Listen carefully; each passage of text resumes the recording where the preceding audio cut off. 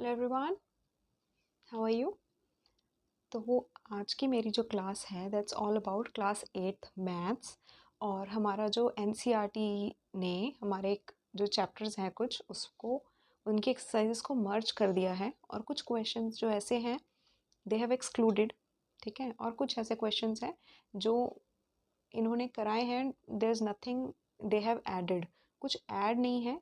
कुछ जैसे कुछ टॉपिक्स एक्सरसाइजेस से मेन क्वेश्चंस उठा के कि जो वो इम्पॉर्टेंट हैं सिर्फ उन्हीं को इन्होंने एनसीईआरटी में रखा है।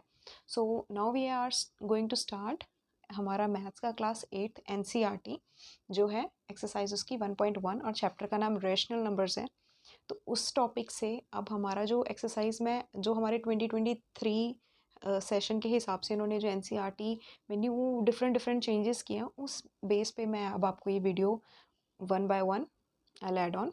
और जो भी ज़रूरी होगा कुछ ऐसी चीज़ें जो सिर्फ क्वेश्चंस के बेस पे ना होकर कुछ ऐसी चीज़ें जो ज़रूरी हैं और आपको बतानी भी ज़रूरी हैं।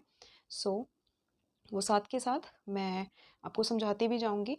और ये चैप्टर जो है ये पहले दो एक्सरसाइज होती थी 1.1 और 1.3 की, बट एनसीईआरटी ने क्या किया है उन्होंने सिर्फ एक एक्सरसाइज रखी है अब इस चैप्टर में, दैट इज़ ओनली 1.1। मुझे ये नहीं समझ में आ रहा 1.1 कहने का क्या मतलब था जब आपने 1.2 देनी ही नहीं थी। सो एक्सरसाइज जस्ट 1 भी कह देते या ओनली एक्सरसाइज भी कह देते, that was enough I guess, but it's okay, हमने तो पढ़ना है।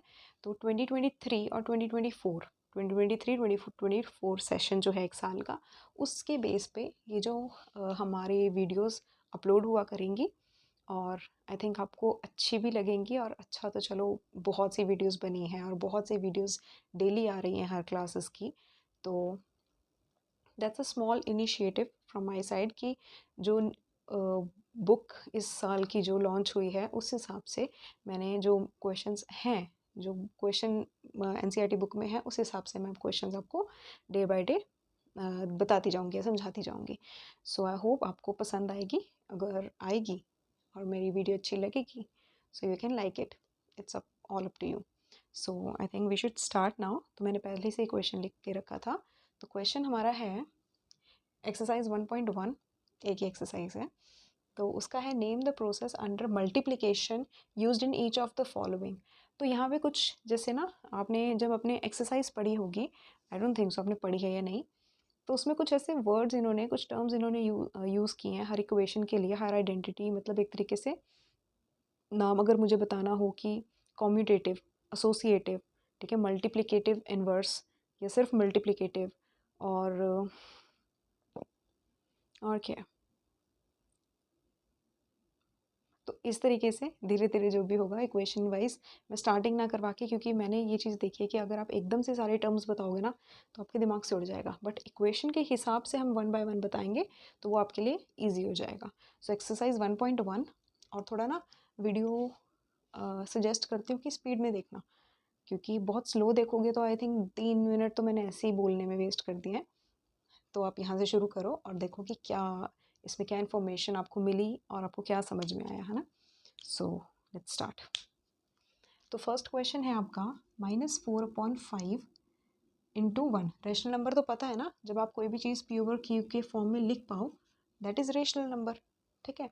अब क्वेश्चन में हमें बोला है, क्वेश्चन में क्या आ रहा है, कहते हैं अगर -4/5 को आप 1 से मल्टीप्लाई करो और 1 इज इक्वल टू के बाद इन्होंने लगाया है सेम वही चीज़, मतलब एक बार इस तरफ 1 लिखा है राइट में, एक बार लेफ्ट में 1 लिखा है, और इस इक्वेशन में बोला है और इस इक्वेशन को बोला है कि क्या ये चीज़ें सेम है, और आंसर हमारा -4/5 सेम आ रहा है। तो कहने का मतलब है ये कौन सी आपको लग रही है, दैट इज़ एग्जाम्पल पहले लेके देखती हूँ।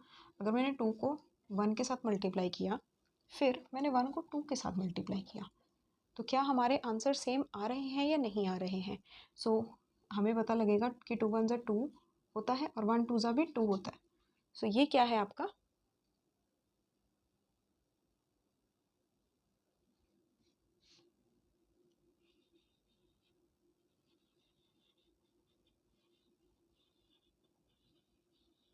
मल्टीप्लिकेटिव ऑफ 1, मतलब क्या है, ये जो आइडेंटिटी है आपने what you have used is multiplicative VE। इसका मतलब क्या है, आपने किसी भी नंबर को 1 से मल्टीप्लाई किया, ठीक है, या 1 को उस नंबर से ही मल्टीप्लाई किया तो क्या आपका आंसर सेम आएगा? यस।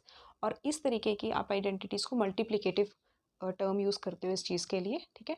और नेक्स्ट क्वेश्चन हम इसके बाद अब जो अगला क्वेश्चन है वो बताऊंगी। और मल्टीप्लिकेटिव ये एक टर्म है which you have to remember. और अगली फिर हम साथ के साथ अगले क्वेश्चंस के लिए लिखते हैं।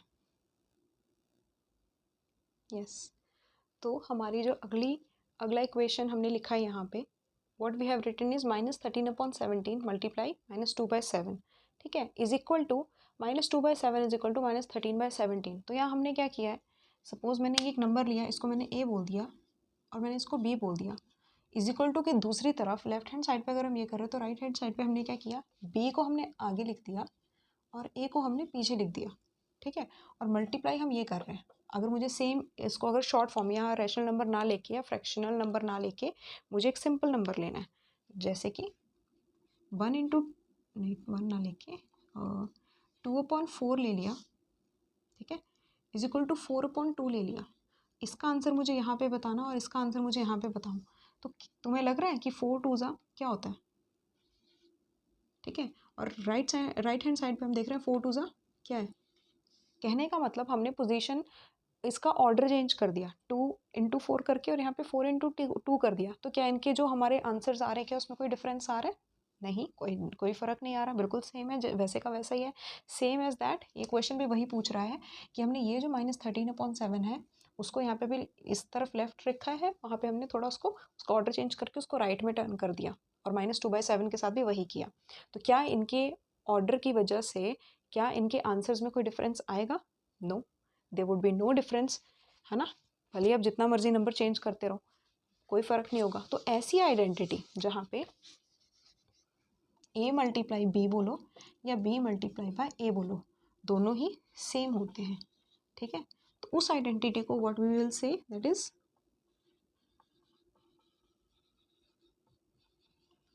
कॉम्यूटेटिव आइडेंटिटी, ठीक है। तो ये इसको आप बोलोगे कॉम्यूटेटिव आइडेंटिटी।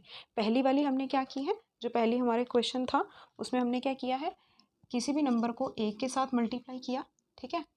फिर क्वेश्चन था, हाँ, और उसी नंबर को हमने क्या किया, 1 को फिर A से मल्टीप्लाई कर दिया। यहाँ पे ऑर्डर चेंज कर दिया है, यहाँ पे 1 हमने यूज़ किया है, तो उस टर्म को हमने, उस आइडेंटिटी को हमने बोला था मल्टीप्लिकेटिव आइडेंटिटी ऑफ 1, ठीक है। पहले वाले क्वेश्चन की बात कर रही हूँ। और यहाँ पे what we have done is commutative identity, ठीक है। यहाँ पे हमने कोई 1 नंबर नहीं यूज़ किया है, बट हमने यहाँ पे आइडेंटिटी जो यूज़ किया उसके बारे में हमने उसको नेमिंग क्या दिया, हमने कम्यूटेटिव आइडेंटिटी नेम दिया है, ठीक है।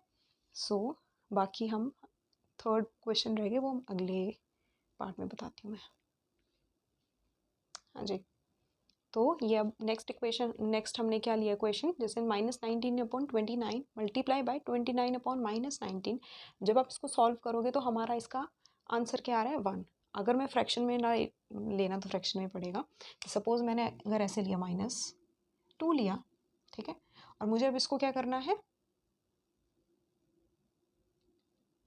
इसका इन्वर्स करना है। What we will do is 1/-2, यहाँ -2/1 है और यहाँ पे लिया 1/-2, ठीक है। तो हमें पूछ रहे हैं क्या इसका आंसर 1 आएगा? बिल्कुल आएगा ही आएगा। क्यों? क्योंकि माइनस के साथ माइनस और 2 के टेबल में दोनों 1 पे आ रहे हैं, तो सब जगह पे क्या बन रहा है, हमारा 1 बन रहा है। सेम एज दैट अगर हम इसको सॉल्व करने लगेंगे तो इसके साथ ये कट रहा है, यहाँ माइनस के साथ ये माइनस कट रहा है, इसके साथ ये कट रहा है, ठीक है। कटिंग करना आई थिंक आपको आता होगा, है ना, तो ये मुझे बताने की ज़रूरत नहीं है। जिस हिसाब से मैंने ये अगर कटिंग की, सपोज अगर आपको एक नॉर्मल नंबर मुझे देना हो 10/2 मल्टीप्लाई 2/10, ये नंबर लिया मैंने सपोज, ठीक है। यहाँ पे मैंने इसका इन्वर्स कर दिया, मल्टीप्लाई करके उसका इन्वर्स भी कर दिया, उल्टा कर दिया है। तो यहाँ से 10 से 10 कट रहा है, 2 के साथ 2 कट रहा है, तो हमारा आंसर क्या बन रहा है, 1। इस तरीके से ही इन्होंने सॉल्व करके पूछा है क्या आपका आंसर पहले 1 बन रहा है, हाँ बन रहा है।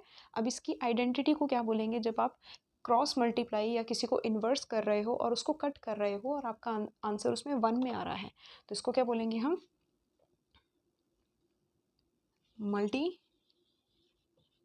multiplicative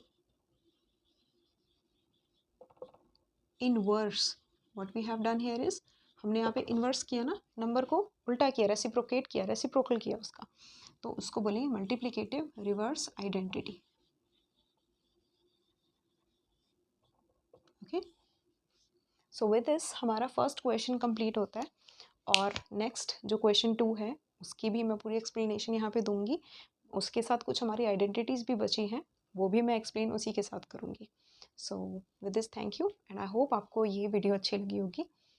तो बाकी जो नेक्स्ट पार्ट होगा आप नेक्स्ट वीडियो में देखो उसको, ठीक है, बाय बाय।